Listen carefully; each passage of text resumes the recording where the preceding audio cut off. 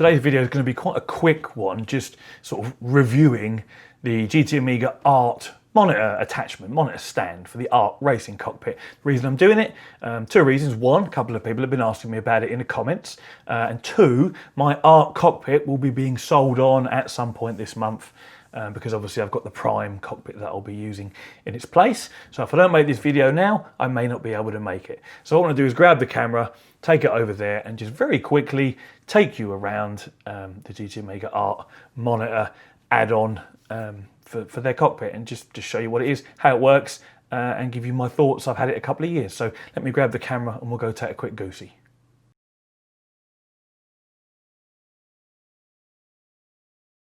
So this is all there is to it really. You get these two upright sections that come up here and here, and they slot into, you see where my red cross brace is there? They slot into one either side on the left, one on the right, and there would normally be thumb screws that go through there where my top bolt on my cross brace is.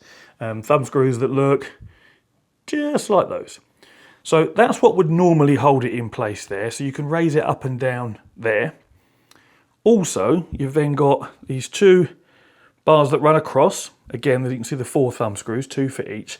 They both adjust up and down as well. So there's plenty of adjustment height-wise to get the monitor or your TV exactly where you want it. I think the maximum supported size on paper is 40 inch or 42 inch, but some of you may already know from my previous videos that I strapped a 50 inch plasma TV on there. In fact, it's sat on the floor over there, which weighs about 50 kilos. And I didn't even use this top one here because the 50 inch plasma is too big. This top piece actually ended up sitting like up here. So it was nowhere near these upright sections whatsoever. So I just used that bottom one that runs across to hold that huge, heavy 50-inch plasma. And it's been on there for the last 9 months without any problems whatsoever. It never fell off, it never slipped down, and it never broke. So I really can't complain. I think the price of this monitor stand is, what, 40 or 50 quid? Not a whole lot of money. I did think about buying longer upright sections because it is only box sections, so you could make them longer if you want, in which case it would have secured to my plasma without any problems. But it was fine, so I just didn't bother. But yeah, so you can obviously, you adjust the size of this here based on the VESA mount on the back of whatever TV or monitor you have. But yeah, so it's really simple, there's not much to this. You can see how close it puts it to the wheel, the wheel deck, sorry, I was going to say pedal deck. Of course, your wheel deck is adjustable up and down, and that also takes it in and out. So it's quite close to you, which is good, it's where you want it. So yeah, that really is all there is to it. So let me just spin the camera around and I'll say goodbye. So yeah, that's really all there is to it. Does it wobble around? Because that would be probably the questions you might want to ask. There is some sort of forwards and backwards wobble, yeah. Did I notice it? No, not at all. And I've got a motion platform.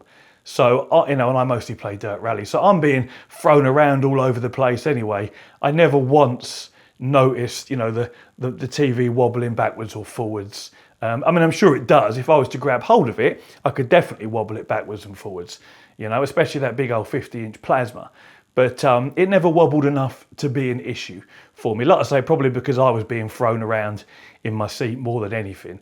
So, maybe if you were playing less aggressive games than what I was playing, circuit-based sims, and maybe if you don't have a motion platform where you're being thrown around, maybe you will notice the monitor wobble, sort of from the force feedback of your steering wheel. Again, it will depend what steering wheel you've got as well. You're not going to have a direct drive wheel on a GT Amiga Art anyway, so it's only going to be one of the belt-driven options. But yeah, you may notice it wobble backwards and forwards. I definitely can't say that you won't, but I didn't because I'm always being thrown around anyway. But if you've got a GT Amiga Art cockpit, I think for 45 notes, 50 notes, whatever it actually is, it's no big deal. If you need a monitor stand, just grab it and get it done. It works, exactly like it should. And you can definitely put bigger monitors and heavier monitors on there than what it says on the website. So yeah, that's my review of the GT Amiga art monitor stand. If you need one, grab one. There's links in the description to GT Amiga's website. They're discounted links. That all gets applied at checkout.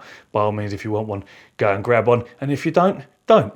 As always, thank you for watching and take it easy.